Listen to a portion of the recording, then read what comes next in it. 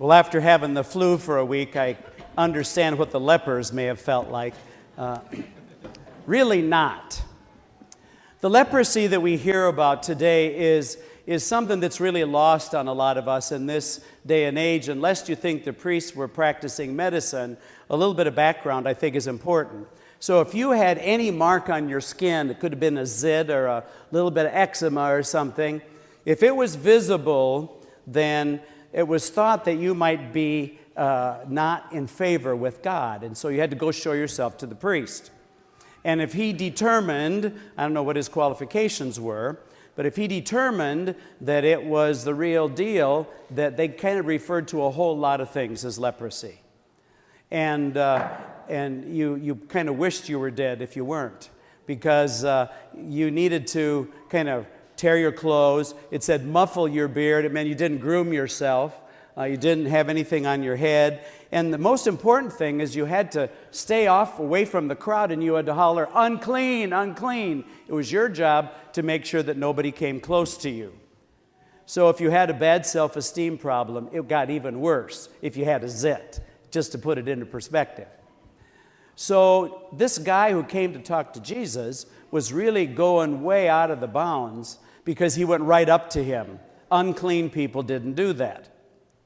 And so he goes, if you want, you can make me clean. And Jesus said, I do want it. And that's an important thing for us to remember, that what really Christ wants and intends for us is for us to be healed and to be made whole. Now, don't just limit this to physical kinds of issues. As we get ready for the Lenten season, really there's a little leper in all of us. We all have things in our lives that we need to be healed from, that we need help and strength with, that we need to have Christ's touch. And so this is a good time for us to start to think about what our Lenten observance for 2018 will be. Our theme this year is going to be the hunger for holiness. And the thing about Lent is it's a time for non-Catholics. They make all kinds of crap out of us, and sometimes they should, because of our spiritual gymnastics that we do during this season, So you got grown people saying, I'm going to give up pie. Like that's going to get you to heaven. And so it's not supposed to be some kind of thing you strap on for 40 days, but Lent is really a time for us to look at ourselves and get honest and do something that's transformative. Now, my dear departed father, when we were growing up, had some drinking days. And so he would say, he was a good card-carrying Lutheran, he'd say, well, I'll give up beer for Lent. So he'd do that on Ash Wednesday. And by Ash Friday, we'd be bringing him beers. Because he was not a happy camper, okay? And so really, it doesn't make any difference what we're doing. It's what it should be doing to us. So as we start to take a look at what this great season can be about, I want to ask you 5 questions today. They'll be in next week's bulletin. But I want you to think about these things because they help us to get a look at ourselves. That's really what Lent is. It's an introspective time to take a look at yourself. And these questions help us to get kind of a good idea about what our values are and what's important to us. First question is this: where do you make your financial sacrifices? Not where do you spend your money, but what in your life are the things that you are really willing to make a sacrifice for? That tells you something about where your values are at. Where are you willing to make financial sacrifices? Number 2, what worries you? When you're not distracted by other things, what comes to mind? What rolls around in here all the time? What worries you? What occupies your mind's eye? Thirdly, where is your sanctuary? When you're beat, when you're angry, when you're upset, what's your go-to? Is it a place? Is it looking at crap on the internet? Is it booze? Is it the refrigerator? But where do you go when you just need something? Where is that? Where's your respite? Fourthly, what infuriates you? What makes you mad just like this? Just sends you flying. And the fifth and final question is, What's in your dreams? What's in your dreams? Those 5 things help us. And don't worry, you don't look at those things and say, well, gee, if I think this or I do this, I'm a bad person. This is not about making judgments about anything. It's just about kind of taking a couple steps back from yourself and say, okay, Lord, help me to see myself. So financial sacrifice, what worries me, what do I do when I need a break, what do I run to, what makes me really angry, and what are my dreams about? That helps us to know who we are. Christ wants to reveal us to ourselves. Jesus already knows us better than we know ourselves.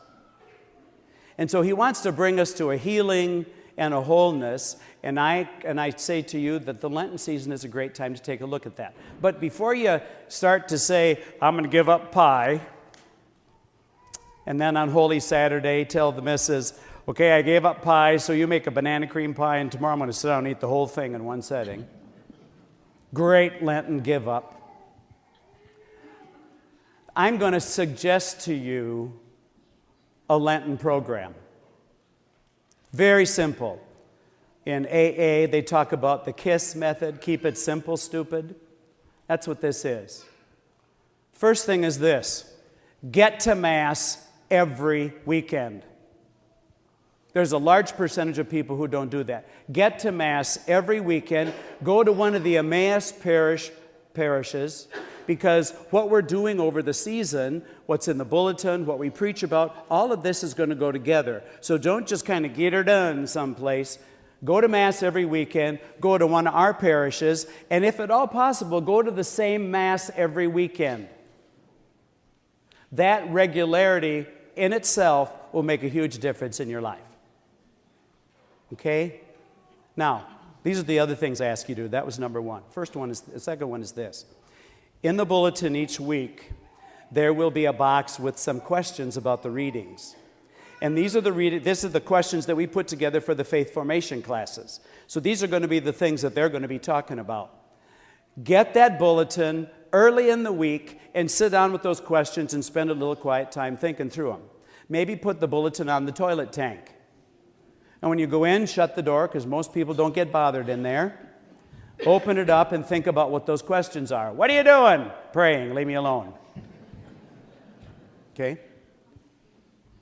Third thing, do something to turn down the chaos in your house. We all got more going on than we need.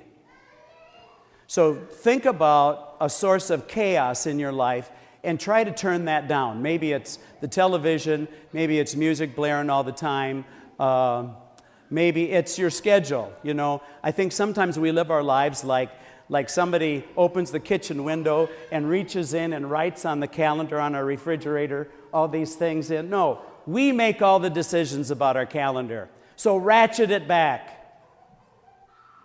Do something to reduce the chaos in your life. And the last one is this: do some sort of sacrifice. Giving up pie is not a sacrifice. What's the definition of a sacrifice? Easy. Something that hurts. If it don't hurt, might be a nice thing to do, but it's not a sacrifice.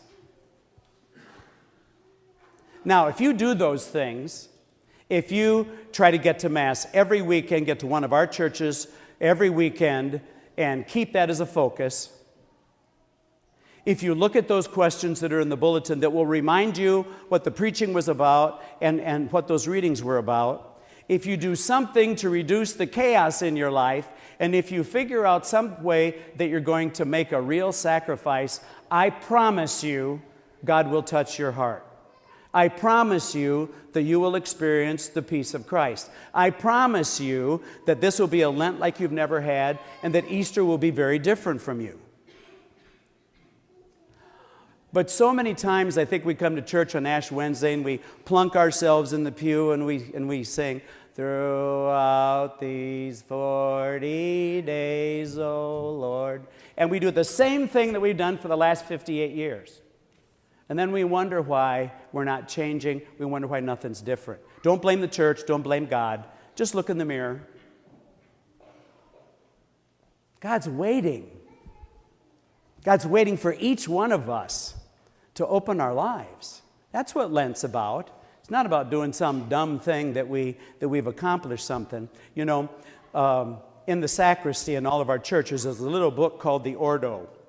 And the Ordo is the idiot's guide to saying Mass. You think that the three of us are really smart. We're not. We just go to this little book and it tells us this is the reading, this is the color to wear. We don't really have to do a whole lot, do we? Church is pretty good about that, okay? And so I was reading it the other day in the introduction to the season of Ash Wednesday, to Lent and Ash Wednesday. I've never read this before. It said this: maybe the best thing that can happen to us during Lent is that we fail our Lenten resolution. This is a church document. It said maybe the best thing that can happen is for us to fail, because a lot of times people go through Lent and we say, look at me, I was really great. I was really strong. Look what I did for Lent. Lent is not about me. Lent's about God. And so if you say, okay, I'm going to shut the TV off early, 7:30 every night. You say that on Ash Wednesday. On Ash Friday, it's 9:45 and you're watching some stupid show. And you go, ah. What does that do? It reminds you that you need God's help. It's not about you. It just reminds you, yeah, I'm such a knucklehead. I need your help. And so I thought it was real interesting. The church said maybe the best thing that could happen to us during Lent is that we blow our Lenten resolution, because it reminds us that we need God. So I really challenge you, get to church, do the questions, dial down the chaos, and do something. It doesn't have to be the same thing every week. Do something each week that's a sacrifice. Maybe the person that lives next door to you, you'd like to back over with an end loader. That doesn't happen in our parishes, but it does in some. So maybe you say, I'm going to call him once a week. Or I'm going to call him this week and try to have a civil conversation with him. If that's really difficult, if that really hurts, that gives God glory. Not eating pie doesn't give God glory. So think about something that hurts that's a sacrifice. Okay? Really, if that's all you do, it'll be more than most of us have ever done during the season of Lent anyway. Keep it simple. Let God in so that God can do the work in us. It's not what we accomplish. It's how we surrender ourselves to God's will in our life. So, those things will be in the bulletin next week. Take a look at them. On Ash Wednesday, be thinking about how you're going to do those things so that God can have His way with us during these next 40 days. Happy Lent.